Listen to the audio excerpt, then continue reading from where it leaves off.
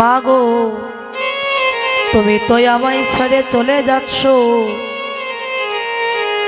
বলো এখন আমি কোথায় যাব, কি করব, কেমন করে তাকে ডাকতে হয় আমি যে জানি না মা।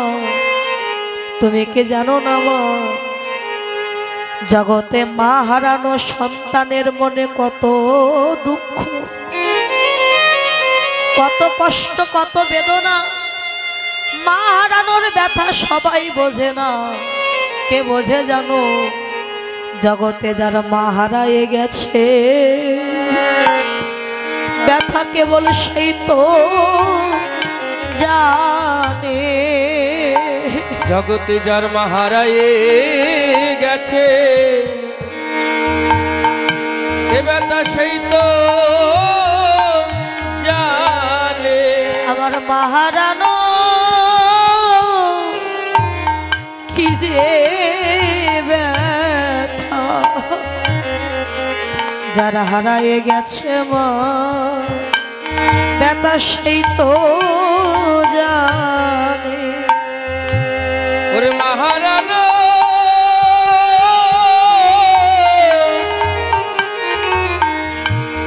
কি যে ব্যথা,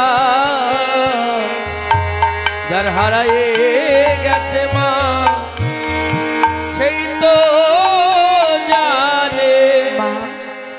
যে সন্তান মা হারিয়েছে সেই সন্তান জানে মা হারানোর কত বেদনা, কত কষ্ট।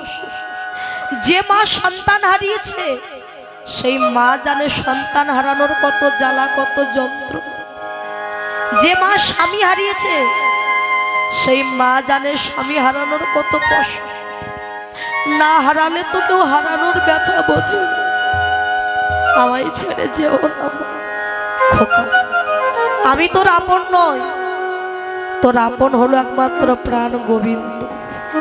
ডাকতেই যদি হয় তুই একবার গোবিন্দ বলে ডাক, কৃষ্ণ বলে ডাক। তোর ডাক গোবিন্দের কর্ণে পৌঁছে গেলে তোর নাম ধরেও একদিন গোবিন্দ বাঁশি বাজাবে খোকা। স্বামী সন্তান ফেলে গোপীগঞ্জ চলে যাচ্ছে, কোথায় গোবিন্দ, তাদের আর জ্ঞান নেই। ওমা আমাদেরও যেদিন বাঁশি বাজবে আমাদেরও এমনি করে সবাইকে চলে যেতে হবে, সেদিন এই শূন্য খাঁচাটাই পড়ে রবে। তাই আজকে আমরা এসেছি, এমন ভাগ্যটা যদি আর জীবনে না হয়, কার কখন ডাক আসে কে কখনো চলে যায় কেউ বলতে পারে। তাই এসেছি যখন সকল মান অভিমান পরিত্যাগ করে এক ভক্তই অপর ভক্তকে বক্ষে জড়াইয়ে ধরে শেষবারের মতো একবার করো বৈষ্ণবে সঙ্গ করো, একবার করো বৈষ্ণবে সঙ্গ করো। আমাদের দিনে দিনে দিন ফুরাইয়ে গেল, একবার মাখো ভক্তের চরণের ধুলি। দিনে দিনে দিন ফুরাইয়ে গেল, সবাই মাকে বৈষ্ণবে চরণ ধুলি। আমাদের দিনে দিন ফুরাইয়ে গেল, একবার মাখো মাখো বৈষ্ণবে চরণ ধুলি। আমাদের এমন দিন আর হয় কি না হয়, একবার মাখো বৈষ্ণবের চরণের ধুলি। আমার এমন দিন হয় কি না হয়, মাখো বৈষ্ণবে চরণ ধুলি। এমন দিন হয় কি না হয়, মাখো বৈষ্ণবের চরণ ধুলি। সময় চলে গেলে আর হবে না, আমার এমন ভাগ্য বলো মা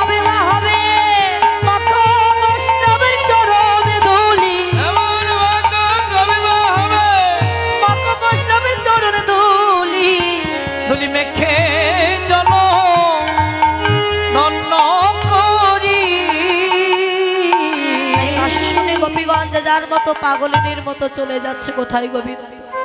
বিপিনে মিলালো গোপনারী হ্যারি হাস নিরখী বায়ান পুছত বাত প্রেম সিন্ধু গাহ। বাবা যেখানে গোবিন্দ বাঁশি বাজাচ্ছেন গোপীগণ সেখানে গিয়ে মিলিত হয়েছে, কি আমার গোবিন্দকে প্রণাম করেছে। গোবিন্দ বলে সুস্বাগতম গোপীগণ, সুস্বাগত। ও গোপী তোমরা ভালো আছো গোপী? বলে হ্যাঁ গোবিন্দ ভালো আছে। আপনাদের বাড়িতে যদি কেউ বলে আমি একটু সেবা পাবো, তবে 108 ভাগে রান্না করে দিতে হবে, তারপরে সেবা করব, তাহলে আমরা কি বলবো? তোমার মতো ভক্ত বৈষ্ণবের আর কোনো দরকার নেই। ও মা দেব 108 ভাগে রান্না করে কেউ দেব? যদি কোনো বৈষ্ণব গিয়ে বলে জয় রাধে, তা কিছু কিছু মায়েরা আছে কি বলে আমার বাড়ি বাদে অন্য বাড়ি যায়। তা রুক্মিণী সত্যভামা বললো ঠিক আছে বাবা, আর তাই করে দেব। তা তুমি স্নান করে এসো। স্নান করে বলে স্নান করে এসেই কিন্তু আমি সেবা পাবো। হ্যাঁ তাই হবে। স্নান করতে গেছে, স্নান করতে কতবার সময় লাগে? 10 মিনিট, তার বেশি তো আর নয়। স্নান করতে গেছে, দুর্বাসা মুনি আসবে সেবা করবে, রুক্মিণী রন্ধন করছে। বাবা দুর্বাসা মুনি এসে বসেছে। কিরে মা হলো? বাবা একটু অপেক্ষা করো বাবা, দিচ্ছি, একটু অপেক্ষা করো। বাবা 108 ভাগে রান্না করতে তো সময় লাগবে তাই না? কোন রকমে 107 ভাগে রন্ধন করেছে। 107 ভাগে রন্ধন করে 107 ভাগে দিয়েছে দুর্বাসা মুনির সম্মুখে। দুর্বাসা মুনি বলে কিরে মা 107 ভাগে দেখছে, আর এক ভাগে কই? যেটা হচ্ছে পায়েস বা মিষ্টান্ন। তা পায়েস সবার তো শেষে সেবা করা হয়। তা দুর্বাসা মুনিকে ডেকে বলে বাবা তুমি সেবা করো, আমি পরমান্নটা রন্ধন করে এনে দিচ্ছি। বলে আমি এগুলো আগে কিছু সেবা করবো না, আগে আমি পরমান্ন বা পায়েস সেবা করব। দেখেছেন পরীক্ষাটা কেমন? বলে আগে আমি পরমান্ন সেবা করব। ঠিক আছে তুমি বসো। কোন রকমে পরমান্নটা রন্ধন করে বাতাস দিচ্ছে, গরম তো বাতাস দিচ্ছে। দুর্বাসা মুনি বলে কিরে আমি কিন্তু আর দেরি করতে পারছি না, শিগগির আমার পাত্রে ঢেলে দে। বাবা গরম তো বাবা, আমি দেরি করতে পারছি না, শিগগির দে পাত্র। যেই না গরম পরমান্নটা দিয়েছে, বাবা গরম পরমান্নে যেই না হাত তুলে দিয়েছে দুর্বাসা মুনি, হাত পুড়ে গেছে, চিৎকার করে উঠেছে কি করলি তুই? গরম পরমান্নে তুই আমার হাত জ্বালিয়ে দিলি, হাত পুড়িয়ে দিলি। শোন, যে গরম পরমান্নে আমার হাত পুড়ে গেল, আমি তোকে এক্ষুনি অভিশাপ দেব। রুক্মিণী আর কৃষ্ণ ছুটে গিয়ে গলায় বসন দিয়ে বলে মুনিবর অভিশাপ দেবেন, আমরা অপরাধ করেছি, দয়া করে অভিশাপ দেবেন। আচ্ছা বাবা দোষটা কার? দুর্বাসা মুনি, সে তো গরম পরমান্নে হাত তুলে দিয়েছে। যখন বলে অভিশাপ দেবেন না, দুর্বাসা মুনি বলে কৃষ্ণ তোমার এই মিষ্টি মিষ্টি কথাই কিন্তু আমার মন তুমি ভোলাতে পারবে, আমার হাতের জ্বালা কমবে না। আচ্ছা বলুন মুনিবর আমি কি করলে আপনার হাতের জ্বালা কমবে? না যে গরম পরমান্নে আমার হাত পুড়ে গেছে, ওই গরম পরমান্ন যদি তুমি তোমার সর্বাঙ্গে মাখতে পারো কৃষ্ণ, তবে আমার হাতের জ্বালা কমবে, তার আগে। ঠিক আছে মুনিবর আমি তাই করছি। গরম পরমান্ন নিয়ে ভগবান সর্বাঙ্গে মেখেছে। গরম তো যেখানে যেখানে মাখছে ফসকা উঠে যাচ্ছে, কালো হয়ে যাচ্ছে, কত কষ্ট পাচ্ছে, নয়ন থেকে পানিবিন্দু পতিত হচ্ছে, কিন্তু মুখে কিন্তু কোনো কথা বলতে পারছে। গরম সর্বাঙ্গে মেখে বলে মুনিবর দেখুন তো এবার আপনার হাতের জ্বালা কিছু কমেছে কিনা? শোনো কৃষ্ণ, আমার হাতের জ্বালা কিন্তু এখনো কমেনি, বলুন আর কি করতে হবে? আর তুমি যদি নিজে তোমার দ্বারকা নগরীটা আমাকে একটু ঘুরে দেখাতে পারো, তবে আমি মনে শান্তি পাবো। ঠিক আছে আমার দ্বারকা নগরী আমি তোমাকে ঘুরিয়ে দেখাবো, তবে একটা শর্ত আছে। কি?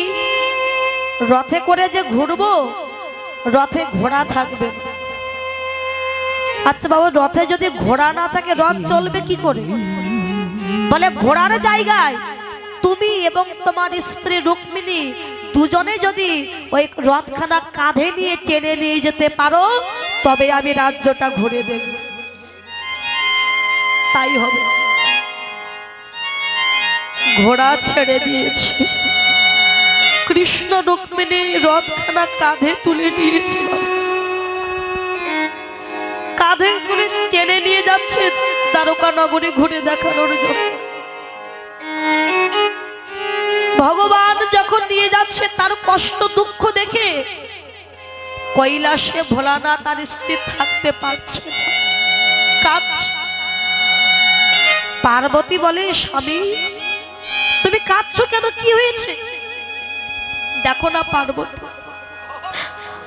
যে চরণ পাওয়ার জন্য আমি ছাই ভস্য অঙ্গে মেখে শ্মশানে বসে দিবানিশি হা গোবিন্দ বলে কাঁদে, আরে সেই কৃষ্ণ কেমন কাঁধে করে রথ টেনে নিয়ে যাচ্ছে, তার এই দুঃখ এই কষ্ট যে আমি সহ্য করতে পারছি।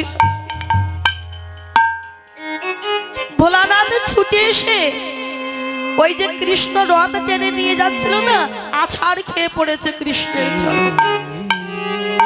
দয়াময়, তোমার এত কষ্ট এত দুঃখ তবু তুমি কিছু বলছো না, ভক্তের জন্য সব দুঃখ তুমি সহ্য করছো। দুর্বাসা বনে রথের উপরে দাঁড়িয়ে দেখছে, বাবা আমি যার ভজন করি আজকে সেই প্রভু আজ কাঁদছে কৃষ্ণের চরণ জড়িয়ে ধরে, সেই ভোলানাথ কাঁদছে কৃষ্ণের চরণ ধরে। তাহলে কে কৃষ্ণ আমাকে একটু জানতে হবে। ধ্যান যোগে দেখতে পেলেন বাবা বৈকুণ্ঠের আসনটা খালি পড়ে আছে, আর বৈকুণ্ঠের নারায়ণ আজ কৃষ্ণ রূপে লীলা করছে এই দ্বারকা নগরীতে। দুর্বাসা মুনি বুঝতে পেরে ছুটে গিয়ে আছাড় খেয়ে পড়েছে ভগবানের চরণে। দয়াময়,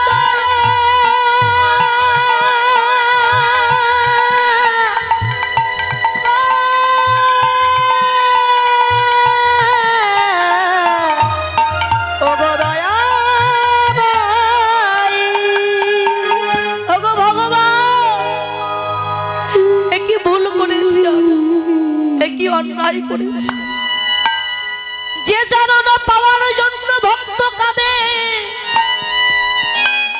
আর আমি না বুঝে না জেনে আরে ওই চরণে বড় অপরাধ করেছি।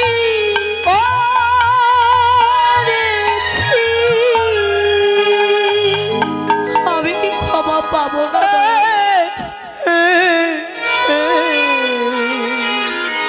আমি অপরাধ করেছি বলে অপরাধী বলে ওগো দয়াময়, যেদিন আমার প্রাণ পাখি উড়ে যাবে ওই ভব নদীর পারে গিয়ে দাঁড়াইবে, সেদিন নিজ গুণে কৃপা করে তোমার চরণে আমায় একটু আশ্রয় দিও। আমি কাঙাল বলে যেন আমায় চরণ ছাড়া করো না গো, আমায় চরণে ছাড়া হরি বল হরি বল করো না গো, আমায় চরণ ছাড়া করো না গো। আমার ওই চরণে আমার এই বিনতি, আমায় চরণ ছাড়া করো না গো। তোমার ওই চরণে আমার এই মিনতি, যেন চরণে ছাড়া করো না। তোমার ওই চরণে এই মিনতি, আমায় চরণ ছাড়া করো না গো। তোমার ওই চরণে আমার এই মিনতি, যেন চরণ ছাড়া করো না।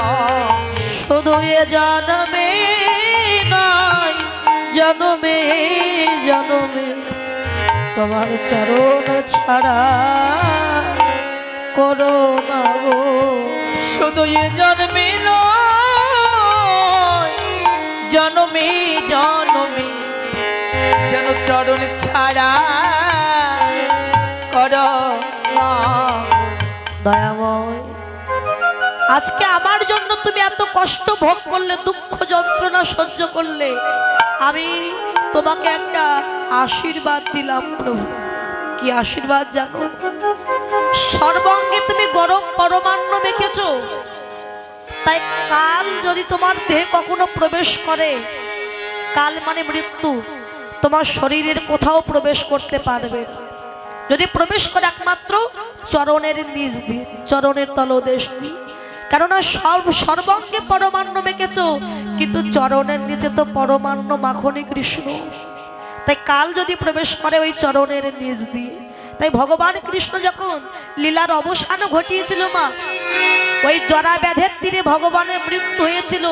চরণের নিচে তীর বিদ্ধ করেছিল, আর তীরের আঘাতে ভগবানের মৃত্যু হয়েছে।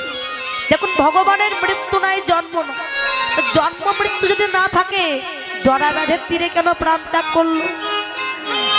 বলে ওটা মাত্র লীলার অবসান ঘটিয়েছে। ভগবান কি জানেন না যে ওখানে গেলে আমার মৃত্যু হবে? কিন্তু ভগবান জেনেও এটা তার লীলা, পূর্বজন্মে কথা দিয়ে রেখেছে। কাকে? বাবা রামচন্দ্র যখন বালিকে নৃশংসভাবে হত্যা করেছিলেন, বালির পুত্র অঙ্গদ পিতৃ হত্যার প্রতিশোধ দেওয়ার জন্য তিনি রামচন্দ্রকে বলেছিলেন যে আমি আমার পিতার হত্যার প্রতিশোধ নেব। রামচন্দ্র বলেছিলেন, বালি, ওই অঙ্গদ, তোমার মনোবাসনা পূর্ণ হবে, তবে এ যুগে নয়। দাপর যুগে আমি হব কৃষ্ণ আর তুমি হবে জরা ব্যাধ। তোমার হাতেই সেদিন আমার লীলার অবসান ঘটবে। তাই সেই অঙ্গদ হলো জরা ব্যাধ, আর তার তীরের আঘাতে ভগবান দেহ ত্যাগ করলেন। বাবা ফিরে গেলেন গোলক বৃন্দাবন। তাই ভক্তের ভগবান তিনি ভক্তের মনোবাসনা পূর্ণ করবার জন্য কি করলেন?